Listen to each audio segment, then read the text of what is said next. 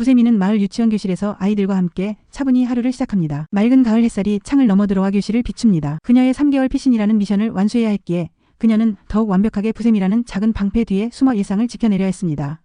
이 유치원의 평화는 가성호 회장의 마지막 유언을 지키기 위한 최후의 보루였습니다. 그녀는 아이들의 웃음소리가 가선영의 그림자가 이 평화로운 마을까지 뻗치지 못하도록 막아주기를 간절히 바랍니다. 하지만 심장이 싸늘해지는 느낌과 함께 그녀는 전동미니 복도 쪽을 유심히 살피는 것을 감지합니다. 이 조용한 마을에도 가선영의 촉수가 뻗쳤음을 직감한 것입니다. 같은 시간 서울의 고층 빌딩 안 가선영은 자신이 재직 중인 대학에 고립된 연구실에서 이사들을 차례로 제압합니다. 어떤 이사에게는 그룹 공금 비자금 명세서라는 치명적인 증거 앞에 무너졌고 또 다른 이사는 은밀한 사생활 녹취 파일에 굴복했습니다. 가선영은 차례로 서명을 받아낸 경영권 위임 동의서 뭉치를 손에 들고 차가운 미소를 짓습니다. 항상 옆에 있는 경원겹 집사에게 김영란이 가성호 회장의 유산을 노린 사기 결혼을 했다는 내용의 보도 자료를 은밀히 만들어 내일 아침 배포할 준비를 하라고 지시하며 김영란의 3개월 유예 기간이 끝나기 전에 모든 것을 끝내려 합니다. 그녀의 행동은 합법이라는 가면을 썼지만 그 속에는 가선우에 대한 질투와 그룹을 완전히 장악하려는 탐욕만이 남아있습니다. 유치원에서는 김소영이 들이닥치며 평화가 깨집니다. 그녀의 얼굴은 가선영의 사주와 폭력으로 인해 뭔가 피가 말라붙어 있습니다. 김영란이 엄마, 이게 무슨 일이에요? 누가 이렇게 만들었어요? 라고 묻지만 김소영은 격렬하게 포옹하듯이 매달리며 속삭입니다. 이 멍든 얼굴로 너를 찾아냈는데 이 대가를 내놔야지 영란아. 내가 너를 찾아준 대가를 받아야겠어. 김소영의 눈빛에는 절박함과 탐욕이 뒤섞여 있습니다. 이 장면을 복도 끝에서 전동민이 목격하고 김영란의 치명적인 비밀이 유치원에서 터져버릴 위기의 극도의 경계태세를 취하며 곧장 달려옵니다. 거성 빌딩 안 가선영은 조명을 낮춘 사무실에서 모니터 화면을 바라보며 김영란의 유일한 약점을 확인합니다. 화면 속 김소영과 김영란의 포옹 장면은 가선영에게 승리의 쾌감을 안겨줍니다. 그녀는 결국 모녀는 약점이라는 냉정한 확신을 가집니다. 가선영은 이사들을 제압하고 경영권 위임 서류를 확보하는데 성공했지만 김영란이 가지고 있을 가성호 회장의 비밀 증거가 남아있음을 알고 있습니다. 그녀는 3개월 피신 기간 동안 김영란이 어떤 반격을 준비했을지 끊임없이 의심하고 있습니다. 책상 위에는 이사들의 서명이 완료된 경영권 위임 동의서 뭉치가 승리의 트로피처럼 놓여 있습니다. 가선영은 이와 함께 김영란의 출생신고서 조각과 유언서 일부를 펼쳐봅니다. 그녀는 김영란의 고아원 시절 배경, 본명, 그리고 어머니의 빚까지 모든 것을 기록했고 이제 그것을 이용해 합법적으로 유산을 차지할 것입니다. 가선영은 차가운 손으로 문서들을 쓸어내리며 이제 너의 가면을 벗길 시간이다. 가짜 부세미 라고 읊조립니다. 연구실 문 밖에서 대기하고 있던 경호원이 들어오자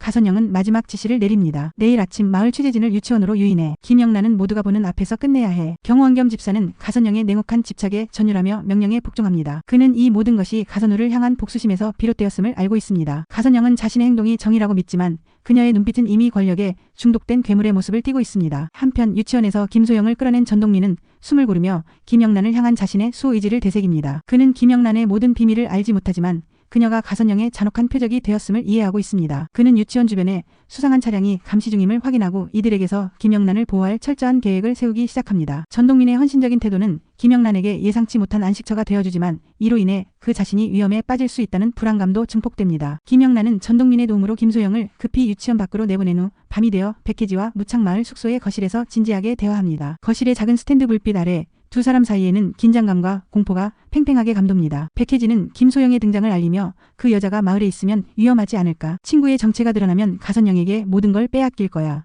가선영이 이 서류 비밀을 손에 넣게 할 수 없어. 친구라고 히스테릭하게 속삭입니다. 백혜지의 공포는 김영란의 정체가 폭로될 경우 자신까지 위험해질 것이라는 이기적인 두려움에서 비롯됩니다. 그녀는 가성호 회장의 비밀을 가장 많이 알고 있는 증인이기 때문입니다. 김영란은 단호하게 고개를 젓습니다. 그녀는 창밖의 어둠을 응시하며 가선영이 이사들을 모두 포섭했을 거예요. 정체가 들키는 것보다 회장님의 마지막 뜻이 무너지는 게 더 위험해요. 여기서 물러설 수 없어요. 그녀의 목소리는 낮지만 강철 같은 결의에 차 있습니다. 그녀는 회장님의 죽음 앞에서 했던 약속을 포기할 수 없습니다. 이때 휴대폰 화면에 이돈 변호사가 보낸 경고 메시지 영상 유출 예정 알림이 뜹니다. 이는 가선영의 반격이 시작되었음을 알리는 최후의 경고입니다. 김영란은 손에 든 가성호 회장의 유산 관련 명함과 봉투를 바라봅니다. 숨거나 회피하는 것은 이제 의미가 없습니다. 그녀는 자신이 지켜야 할 정체성과 회장님과의 약속을 단단히 붙잡고 정면 승부를 결심합니다. 그녀는 자리에서 일어나 단호하게 말합니다. 시간이 없어요. 이변을 만나야겠어요. 가선영을 막을 수 있는 유일한 증거를 확보해야 해요. 백혜지는 그녀의 결연함에 압도되지만 자신의 생존을 위해 김영란 몰래 휴대폰을 꺼내 이돈 변호사에게 정체 노출 임박, 빨리 결정하라는 내용의 긴급 문자를 보냅니다. 그녀는 김영란의 목숨을 걸고 이돈을 재촉하여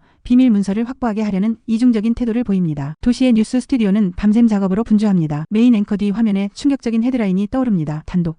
유치원 교사, 재벌가 상속녀 사칭 의혹 충격적 과거 폭로. 보도자료는 이미 주요 언론사 데스크로 배포되었으며 가선영 측이 제공한 조작된 자료를 바탕으로 김영란이 유산을 노리고 접근했다는 내용이 사실인 것처럼 보도됩니다. 같은 시각 가선영은 자신의 연구실에서 경호원 겸 집사와 마지막 점검을 합니다. 부하 직원은 김소영과 접촉한 후 얻어낸 김영란의 본명과 과거 기록이 담긴 봉투를 가선영에게 건넵니다. 봉투에는 김영란의 고아원 시절 사진, 본명, 그리고 어머니의 빚 등에 대한 상세한 정보가 담겨 있습니다. 가선영은 내용을 확인한 후 드디어 잡았네 김영란 씨. 아니 부세미 씨라고 해야 하나라고 섬뜩하게 읊조립니다. 그녀는 김소영에게 준 대가가 아깝지 않다고 생각합니다. 가선영은 이 자료를 이용해 김영란을 사회적으로 매장시키고 상속권을 박탈할 계획을 세우고 부하에게 내일 오전 긴급 기자회견을 유치원 앞에서 열어 모든 것을 끝내도록 지시합니다. 가선영은 창밖의 어둠을 보며 김영란에게 내가 가진 건 계약뿐, 나는 진실이라는 무기를 가졌다고 독백합니다. 백혜진은 어두운 거실에서 불안한 눈길로 속보 뉴스를 지켜봅니다. 그녀는 김영란의 이름 대신 재벌가 사칭녀라는 자막이 뜨는 것을 보고 이제 상황이 통제 불능에 빠졌음을 깨닫습니다. 그녀는 자신의 생존을 위해 휴대폰을 조용히 들어 이돈 변호사에게 정체 노출 위험이 현실화됐다. 지금 즉시 핵심 문서를 확보하여 가선영을 막아야 한다. 는 내용의 긴급 문자를 보냅니다. 그녀의 초조한 손놀림은 김영란에 대한 배신과 자기 보호 본능 사이에서 갈등하는 심리를 드러냅니다. 밤 마을 외곽의 허름한 식당. 김소영은 멍든 얼굴을 하고 이돈 변호사를 만납니다. 이돈이 김영란의 위기를 막기 위해 비상자금을 건네며 떠날 것을 경고하지만 김소영은 가방을 던지며 이깟 돈으로는 안 된다. 내 딸에게서 더 큰 걸 받을 수 있다. 내가 너를 찾았으니 내 딸이 가진 모든 것을 내놔라.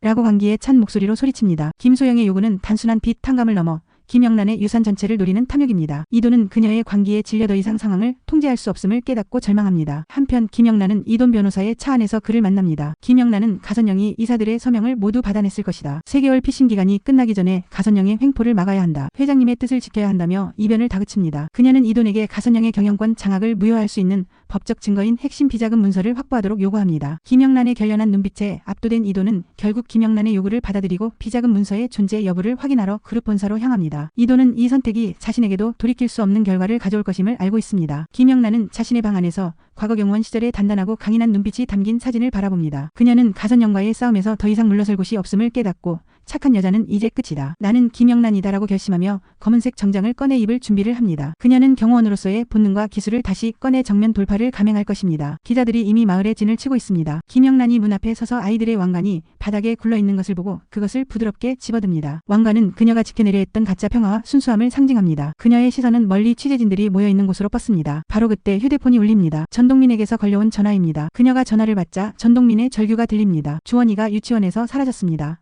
찾을 수가 없어요. 선생님.